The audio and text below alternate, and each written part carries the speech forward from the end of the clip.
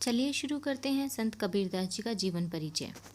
इनका जन्म संवत 1455 विक्रमी में हुआ अर्थात 1398 ईस्वी सन। जन्म स्थान काशी था, जो वर्तमान में वाराणसी के नाम से जाना जाता है और वाराणसी उत्तर प्रदेश में है। इनके माता पिता का नाम नीरू और नीमा था। संत कबीरदास जी ने भारतीय समाज में एक बड़े समाज सुधारक का काम किया है। भक्ति आंदोलन में उन्होंने अहम भूमिका निभाई थी। यही नहीं, कबीर जी ने हिंदू और मुसलमान को भी मिलजुल कर भाईचारे के साथ रहने का संदेश भी दिया था। कबीर पढ़े लिखे नहीं थे, लेकिन साहित्य में उनका बहुत बड़ा योगदान था। उन्होंने मुँह से जो बोला, उनके शिष्यों ने उसे ग्रंथों में लिख दिया। H. विल्सन के अनुसार कबीर के ग्रंथों की संख्या 8 है। बीजक में कबीर जी की वाणी का संग्रह किया गया है। इसके 3 हिस्से हैं, रामायणी, सबद और साखी, जो कि राजस्थानी, पंजाबी, अवधी, पूर्वी ब्रजभाषा और खड़ी बोली जैसी भाषाओं में है। पहले साखी। मान सरोवर सुभर जल, हंसा केली कराही, मुक्ता फल मुक्ता चुगे, अब उड़ी अनंत न जाहे। यहाँ इस दोहे में मान सरोवर का अर्थ है मन रूपी सरोवर। मान सरोवर एक झील भी है जो तिब्बत में स्थित है और कैलाश पर्वत के पास है, जो बहुत ही पवित्र स्थान माना जाता है। काव्य पदों की व्याख्या कई रूपों में की जाती है। जैसे हमने 3 भागों में व्याख्या को बांट लिया है। सबसे पहले प्रसंग, फिर व्याख्या और अंत में विशेष। कुछ छात्र अगर संदर्भ लिखना चाहते हैं तो वे वो भी लिख सकते हैं। संदर्भ में हम यह लिखते हैं कि उक्त रचना का मुख्य स्रोत क्या है। जैसे ये कबीरदास जी का दोहा है, तो इसका मुख्य स्रोत क्या है। तो संदर्भ में हम लिखेंगे कि यह साखी कबीर की वाणी का संग्रह बीजक से लिया गया है, यानी मुख्य स्रोत क्या है उसका, बीजक है। ठीक है। उसके बाद में हम लिखते हैं प्रसंग।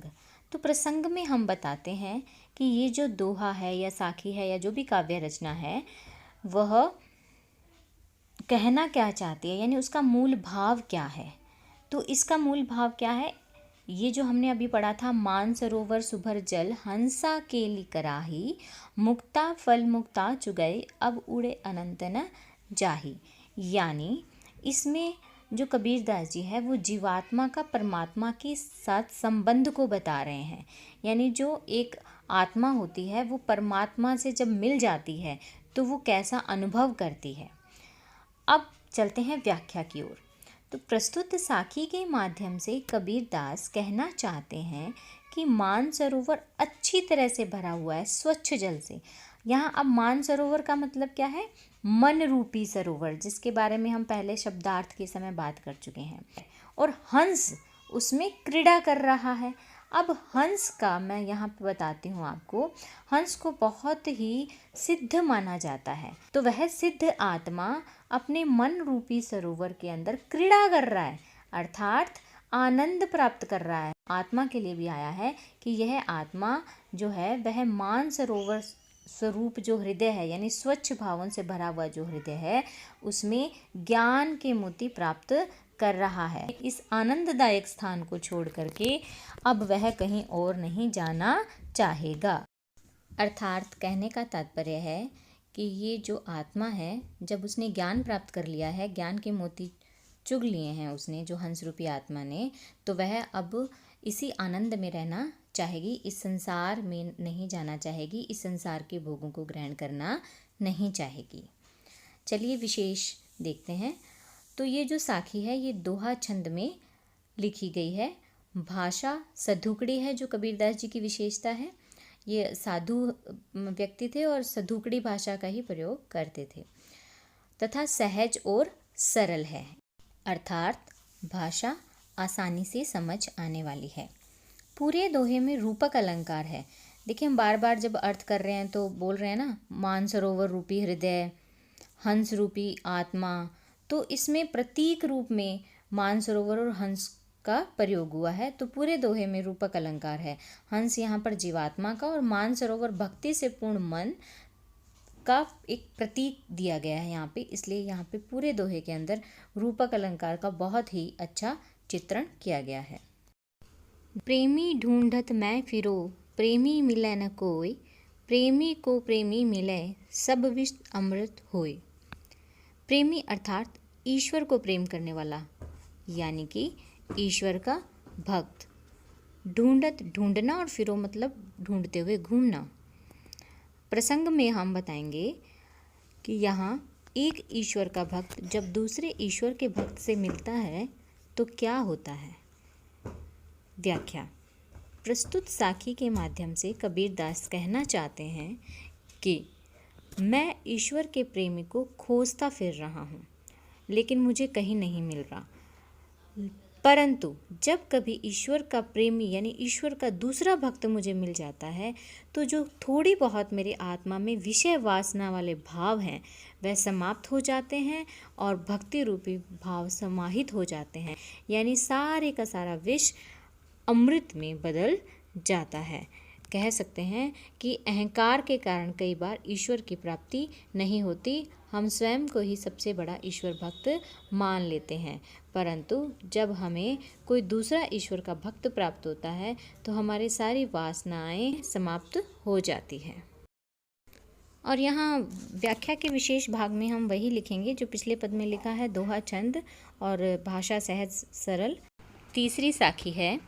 हस्ती चढ़िए ज्ञान को, सहज दुलीचा डारी, स्वान रूप संसार है, भूखन दे झक मारी। हस्ती का मतलब है हाथी, चढ़िए मतलब चढ़ना, सहज यानी प्राकृतिक समाधि, दुलीचा कालीन, डारी यानी डालकर या बिछाकर, स्वान का अर्थ है कुत्ता, भूखन मतलब भूखना, झक मारना मतलब समय बर्बाद करना। प्रसंग।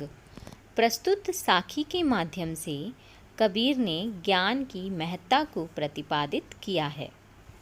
व्याख्या में लिखेंगे। कबीर कहते हैं कि हे साधकों, ज्ञान प्राप्ति के लिए तुम ज्ञान रूपी हाथी पर सहज समाधि में आसन लगाकर बैठ जाओ। इस संसार की परवाह मत करो, क्योंकि यह संसार स्वान यानी कि कुत्ते के समान है, जो हाथी को मार्ग में चलते देखकर अकारण ही भोगता रहता है, अपना समय और शक्ति व्यर्थ करता है। कहने का तात्पर्य यह है कि सच्चे साधक को संसार की परवाह न करते हुए सहज रूप से ईश्वर की साधना में लगे रहना चाहिए। विशेष में वही दोहा छंद हो जाएगा। भाषा सधुकड़ी, सहज और सरल। और यहाँ पर तुलना की गई है किससे? ज्ञान की हाथी से। और यहाँ पर भी रूपक अलंकार आएगा, क्योंकि ज्ञान जो है उसको हाथी के समान उच्च बताया है, और जो ये संसार है, संसार के जो लोग हैं उनको कुत्ते के समान बताया है, जो व्यर्थ ही भौंकते रहते हैं। Thanks for watching my friends. अगर आपको वीडियो पसंद आया हो तो लाइक कीजिए, शेयर कीजिए और सब्सक्राइब कीजिए, ताकि मेरा उत्साह बढ़े और इस तरीके की एजुकेशनल वीडियोस मैं और बनाऊं।